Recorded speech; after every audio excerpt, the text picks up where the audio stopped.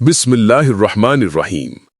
अल्लाह तबारक व तआला के नाम से शुरू, जो बड़ा मेहरबान निहायत रहम करने वाला है। दोस्तों, दुनिया के अंदर ऐसे बहुत से बादशाह गुजरे जिन लोगों ने अल्लाह तबारक व तआला के निज़ाम को बदलने की कोशिश की। कुछ ने अल्लाह की इबादत छोड़ दी और कुछ ने तो इतना तकब्बुर किया कि खुद को खुदा कहने लगे। ऐसे ही एक बादशाह था फिरौन, वो शख्स जिसने मिस्र पर राज किया, जिसने ऊंचा मकाम हासिल किया, लेकिन अपने घमंड में इतना अंधा हो गया कि कहने लगा, मैं तुम्हारा रब्बुल आला हूं।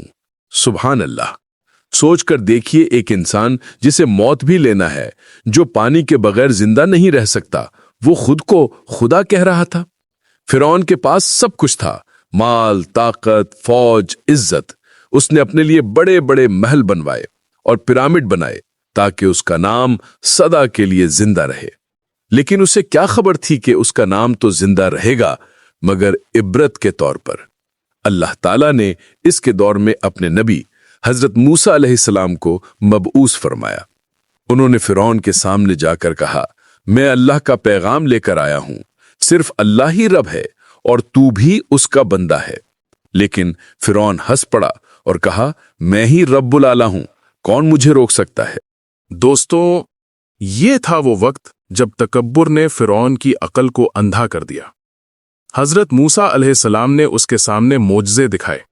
असा सांप बन गया, दरिया का पानी लाल हो गया, लेकिन फिरौन न माना। उसने जुल्म बर्पा कर दिया, बनी इसराइल के मर्दों को कत्ल करता और उनकी औरतों को गुलाम बनाता और कहने लगा, मैं ही सब कुछ हूं। लेकिन जब जुल्म हद से बढ़ता है तो अल्लाह का अजाब नुज़ूल होता है। एक रात अल्लाह ने मूसा अलैहिस्सलाम को हुक्म दिया, अपनी कौम को लेकर मिस्र से निकल जाओ। रात का सुकून था, लेकिन दिलों में खौफ भरा हुआ। जब वो दरिया के किनारे पहुंचे तो पीछे फिरौन का लश्कर था।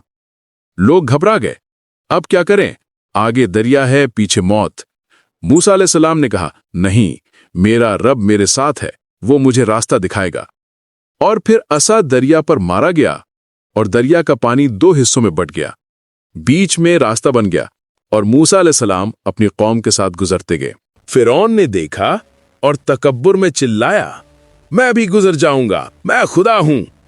वो अपनी फौज के साथ दरिया में घुस गया, लेकिन जैसे ही मूसा अलैहिस्सलाम पार हो गए, दरिया का पानी वापस मिल गया। फिरौन डूबने लगा और उस वक्त चिल्लाया, मैं ईमान लाता हूं मूसा के रब पर। लेकिन अल्लाह ने फरमाया, अब जब मौत तेरे सामने आ गई है, आज हम तेरी लाश को बचाएंगे ताकि तू आने वालों के लिए निशानी बन जाए। सुभान अल्लाह। दरिया ने उसे फेंका और उसका जिस्म किनारे पर आ गया, बिल्कुल साफ, बिल्कुल महफूज। सदियां बीत गईं और 1898 में मिस्र के अंदर साइंटिस्ट्स ने एक ममी ढूंढी। जब उस पर तहकीकात हुई तो मालूम हुआ कि ये ममी किसी और की नहीं, फिरौन रामसेस सेकंड की है। उन्होंने देखा, इसकी स्किन अब तक साफ है, इसकी आंखें बंद हैं और जिस्म बिल्कुल महफूज है। साइंस हैरान थी कि 3000 साल पुरानी लाश किस तरह सलामत है। फ्रांस के साइंटिस्ट डॉक्टर मोरिस बकाइल ने जब ये ममी देखी और रिसर्च की तो उन्होंने कुरान की वो आयत पढ़ी कि आज हम तेरी लाश को बचाएंगे ताकि तू आने वालों के लिए इबरत का निशान बन जाए। सूरा यूनुस की आयत नंबर 92 है ये। डॉक्टर मोरिस के आंसू निकल आए और वो चिल्लाए, ये वही बात है जो कुरान ने 1400 साल पहले कह दी थी और आज साइंस उसे तस्दीक कर रहा है। कुछ दिन बाद वो इस्लाम कबूल कर गए। दोस्तों, आज भी वो लाश मिस्र के म्यूजियम में मौजूद है। लोग उसे देखकर कहते हैं, ये वो बादशाह है जो खुदा बनना चाहता था, लेकिन अल्लाह ने उसे एक मिसाल बना दिया।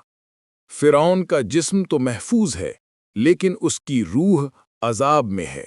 और ये अल्लाह की कुदरत का सबसे बड़ा सबूत है कि जब अल्लाह चाहे तो इंसान के घमंड को मट्टी में मिला दे। तो दोस्तों, इस वाक़ये में सबक है कि जो अल्लाह के खिलाफ खड़ा होता है, चाहे वो फिरौन हो या नमरूद, آخر اس کا انجام ذلیل و خوار ہوتا ہے، اور جو اللہ کا بندہ بنتا ہے وہ موسیٰ علیہ السلام کی طرح سر بلند ہوتا ہے۔ اللہ ہمیں تکبر سے بچائے اور ہمیشہ اپنے حکم کے سامنے سر جھکانے کی توفیق دے، آمین۔